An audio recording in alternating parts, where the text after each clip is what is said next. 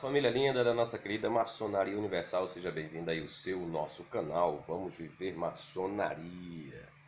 Meus irmãos, começando o vídeo aqui, logo me corrigindo, né? Já pedindo mil desculpas aí aos meus assinantes, pela pronúncia, né? Da palavra carta constitutiva. Não é carta constitutiva, como eu estava pronunciando. Quero agradecer aqui um inscrito do meu canal que me corrigiu, né? Muito obrigado, viu, meu irmão, de me corrigir. É carta constitutiva. Não é carta constitutiva, como eu estava pronunciando no último vídeo, beleza? Mas se eu cometer o gafe aí de pronunciar carta constitutiva, vocês me perdoem. Mas a pronúncia é carta constitutiva, certo? Não é carta constitutiva. Beleza? Deixa eu botar o óculos aqui, porque ainda a claridade fica ofuscando ainda a minha visão.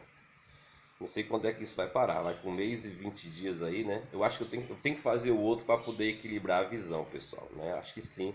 Eu já fui no oftalmologista e disse, não, já você vai ter que fazer o outro para você poder usar o óculos, né? Para manter o equilíbrio da visão. Mas vamos lá. Como nós começamos essa semana, né? Nesse tema, para falarmos de carta constitutiva, né? E ontem nós falamos que dentro da essência maçônica, o que constitui de fato uma carta constitutiva é as três personas que governam uma loja, ou seja, o primeiro, o segundo, ou aliás, o venerável, o primeiro e o segundo vigilante, né? Isso na essência maçônica.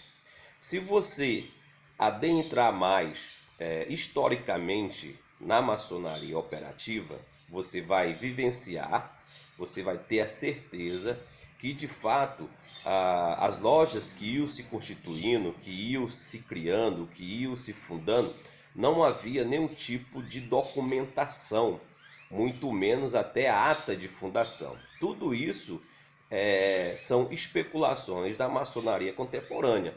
Os irmãos, outrora, eles se reuniam, né, dentro de uma matéria, dentro de uma temática, e ali eles fundavam a loja maçônica, dentro do que eles vivenciavam.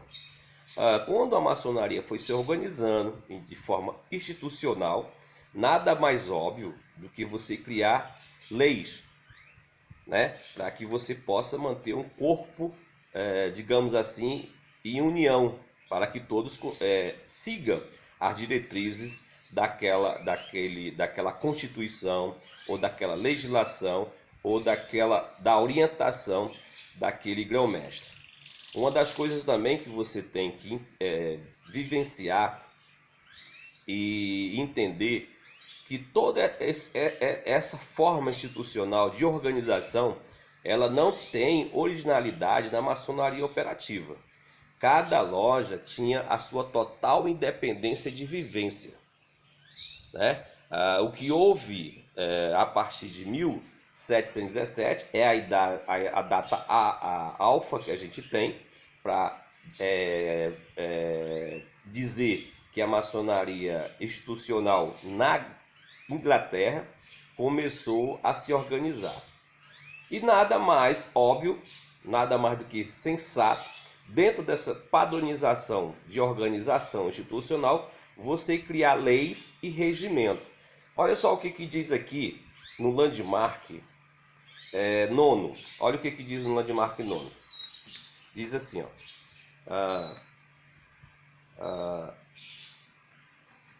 Diz assim, eu estou lendo bem longe.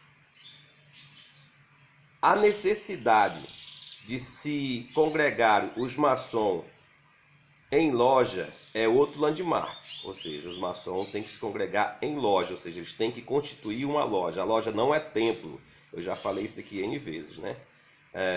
Eles têm que se reunir, eles têm que ser uma eclésia, né? Eles têm que estar juntos, né? É um landmark da ordem. Sempre prescreveram que os maçons deviam congregar-se com o fim de se entregarem às tarefas operativas, e que essas reuniões fosse dado o nome de loja, ou seja, a junção, a união de irmãos tem o nome de loja, não é um templo, certo? Antigamente, era essas reuniões extemporânea, convocada para assuntos especiais e logo dissolvidas, separando-se os irmãos para de novo se reunirem em outros pontos e em outras épocas, conforme a necessidade e as circunstâncias exigissem. Cartas constitutivas, regulamentos internos, lojas e oficinas permanentes e contribuições anuais são inovações puramente modernas de um período relativamente recente.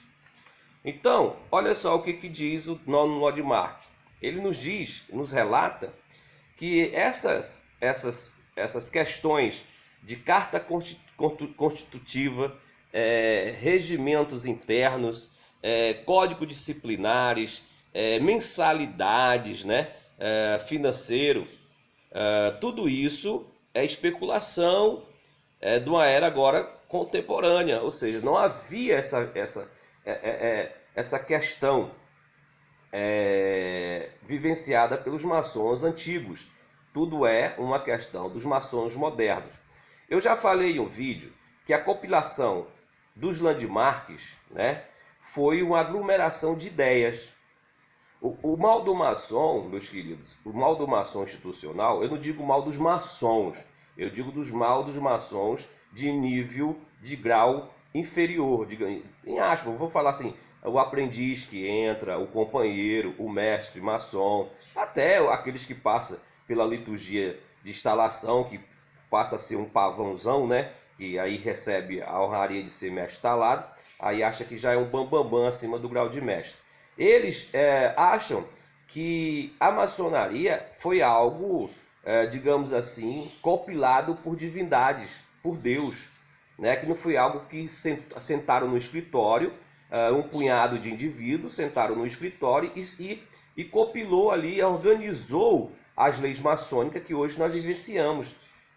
Para o maçom institucional, ele acha que foi um achado, né? Foi algo inspirado por Deus. Foi assim como Moisés foi no Monte Sinai e recebeu de Deus os mandamentos. Para o maçom, ele acha que é isso, acha que não foi algo compilado por pessoas, não teve vontade de gente, não teve pensamento de gente, ou seja, não teve uma ideia, não, vamos fazer isso aqui porque dessa forma que a gente pode levar as pessoas a acreditarem e se submeter a esse termo. Então, a compilação dos landmarks, da Constituição de antes, tudo isso foi coisas criadas por pessoas normais, não diferente de mim e de você. E eu falei para vocês uma vez no meu vídeo que o landmark foi um momento que a maçonaria transitória de operatividade para especulação entre os maçons antigos e os maçons modernos. Houve uma eclésia, houve um ajuntamento da loja ou das lojas, e a cúpula decidiram assim criar normas, né, que pudessem direcionar a recém-instituição ali criada, né? E aí nada mais do que você criar leis pétricas para que não pudesse haver mudança. E se você ler os landmarks, você vai ver ideias de uma maçonaria operativa, ideias de uma maçonaria moderna. Por isso que, se você estudar os anais da maçonaria, você vai encontrar os maçons antigos, que eram os maçons operativos, e os maçons modernos, que eram os maçons que aderiram a esse movimento especulativo. Então havia ali, como eu já falei em outro vídeo, houve a primeira incisão da maçonaria, mas com um determinado tempo eles acharam comum se unir. Aí se unir dentro de um código, dentro de formas escritas, para que todos se submetessem àquelas leis que ali foram prescritas. Então, se você observar, olha só, mesmo que o cara tente querer de forma tendenciosa, mas ele não perde a essência, ele deixa a brecha, para que aquele mais atento, aquele indivíduo mais sensível, ele possa ver as compilações que não estão assim, digamos assim, em meio a um fundamentalismo, mas de uma eclésia que possa ser especulada. Por exemplo, eu vou te dar um exemplo aqui de compilações que você pode tirar uma ideia de que foi pessoas que escreveram, pessoas diferentes escreveram. Há no livro Gênesis da Bíblia duas narrativas bastante interessantes. Quem fez teologia sabe do que eu vou falar. Há duas narrativas da criação do homem. Se você observar no capítulo 1, 2 e 3 do livro de Gênesis. No capítulo 2. Há duas formas de narrativa escritas. Uma escrita, você percebe hermeneuticamente que ali há um espírito de um indivíduo e a outra narrativa há outra percepção de um indivíduo. Por exemplo, quando se fala dessa forma, abre aspas, façamos o homem a imagem de Deus, façamos o homem a semelhança, a imagem e semelhança de Deus, né? E disse Deus, façamos o homem a imagem e semelhança de Deus. Aí há uma narrativa de um conceito que quer apresentar algo. A outra narrativa é quando se diz assim, e Deus criou o homem do pó da terra e soprou em suas narinas o espírito e o homem se tornou alma vivente. É outra narrativa. São as duas formas de narrar o mesmo episódio, mas de forma diferente. Aí então demonstra, todo que fez teologia sabe que dentro da metodologia bíblica, ali, quando se fala imagem e semelhança, mostra-se um povo, um corpo espiritualizado, as pessoas que tinham uma essência de espiritualidade. E quando se fala da materialidade que o homem foi criado do pó, mostra sim pessoas com pensamento altamente materialista. Então ali a narrativa dessa criação se diverge, tenta mostrar a mesma coisa, que o fundo do enredo é a criação do homem, mas de duas formas diferentes. Não é diferente o escrito dos landmarks. Você vê duas narrativas. Você vê um conceito de antiguidade e vê um conceito de modernidade. Então, acredito eu que houve um ajuntamento, se constituiu uma loja para que houvesse a criação desses escritos ou de toda a lei que viesse a existir. Então, mostra aqui que não havia, o cara diz, naquele tempo, antes disso aqui, não havia carta constitutiva. Não havia, né? Olha, vamos lá, no primeiro landmark, como eu já falei, que ele narra que as formalidades do reconhecimento não poderá mais ser mudado depois desse ajuntamento, dessa compilação. Mas antes houve uma mudança. Como ele diz aqui, no primeiro landmark, ele diz assim, os processos de reconhecimento são os mais legítimos, inquestionáveis de todos os landmarks. Não admite mudança de qualquer espécie, pois sempre que isso se deu, funesta consequência vieram demonstrar o erro cometido. Ou seja, ele quis dizer aqui que já houve mudança dos sinais e toques e palavras. Só que, a partir desse momento agora que se cria os landmarks, que se cria essas leis infinitas, imutáveis, né? Não vou falar aqui da marca, ou seja, o landmark quer dizer marca. Não, eu sei logo direto, leis infinitas, leis que não pode ser mudada, enquanto a maçonaria institucional existir, tem que se obedecer os landmarks e etc. Vamos lá. Então ele diz aqui que houve mudanças. Já tentaram mudar, por isso que criaram essas leis pétricas, essas leis infinitas, essas leis que não podem ser mudadas. Porque já tentaram mudar os sinais e o toque das palavras. Quem foi que tentou mudar? Os maçons especulativos. Isso é história.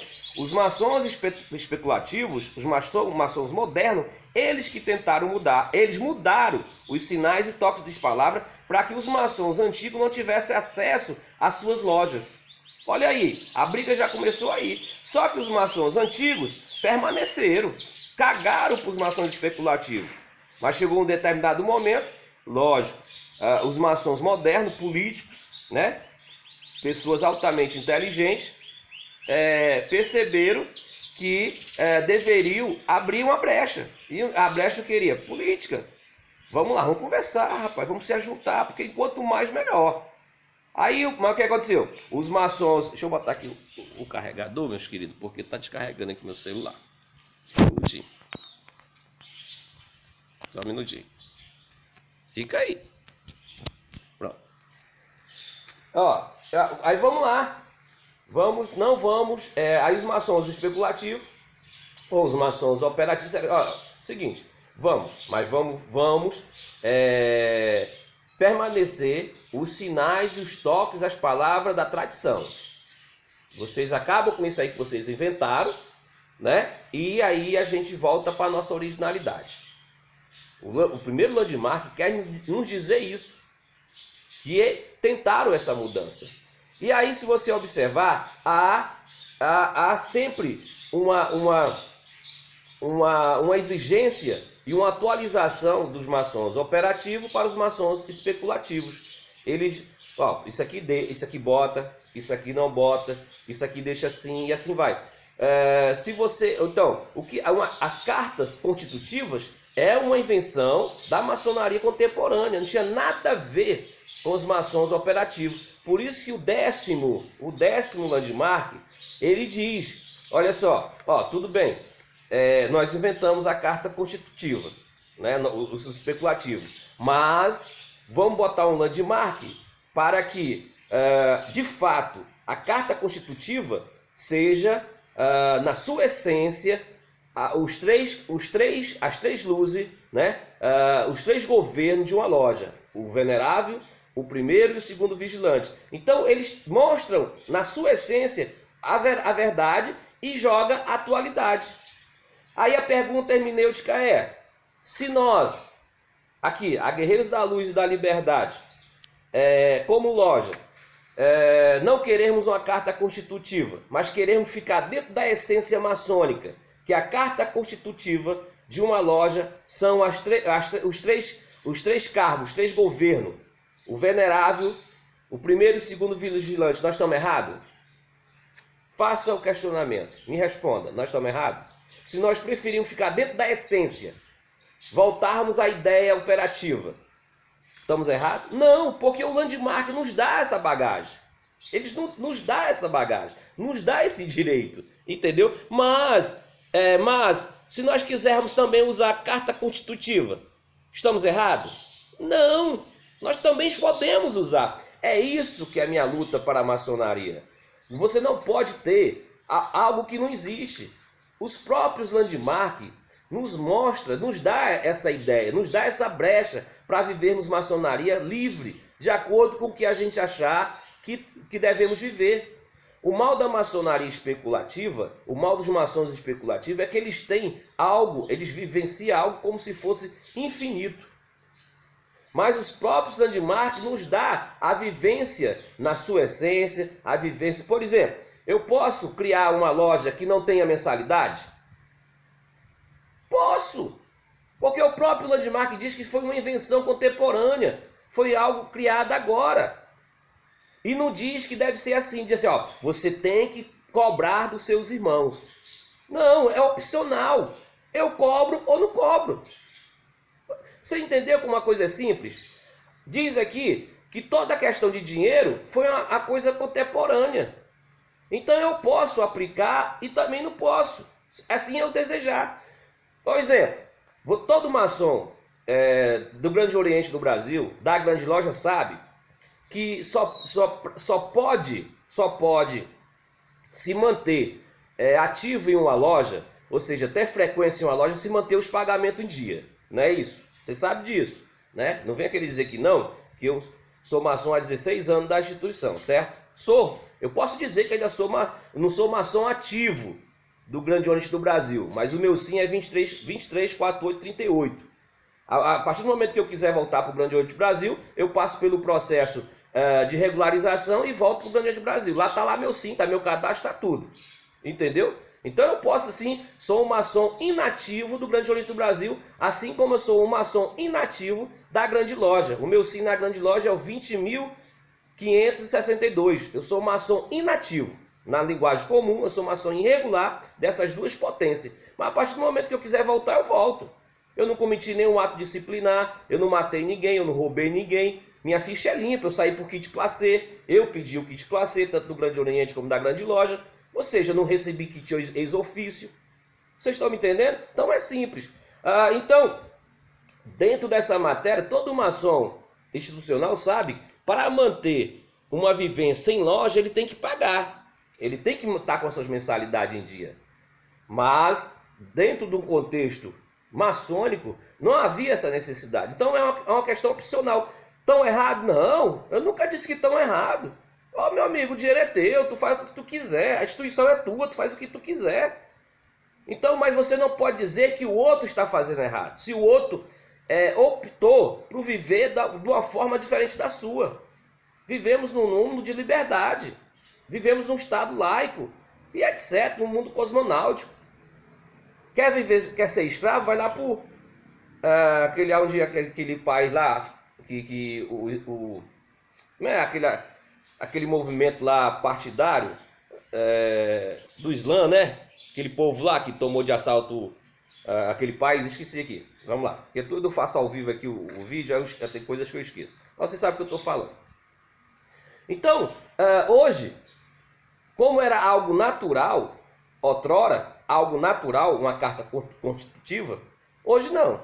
Hoje, para uma loja possuir uma carta constitutiva, é necessário que ela pague para ter essa carta e pague para mantê-la. Então, hoje é tudo uma questão financeira. A instituição, como o Grande Oriente do Brasil, e como muitas outras que estão surgindo aí, outras potências maçônicas, não está nem aí para a vivência orgânica dos irmãos. Está sim para a sustentação dos seus pilares, que é a grande loja ou o Grande Oriente. Então a maçonaria ela se divide em estágio. Ou seja, eu posso até dizer assim, eu posso até usar a comparação do templo de Salomão. O átrio, quem fica no átrio, são aqueles que não têm a percepção, o conhecimento, ainda estão tentando evoluir.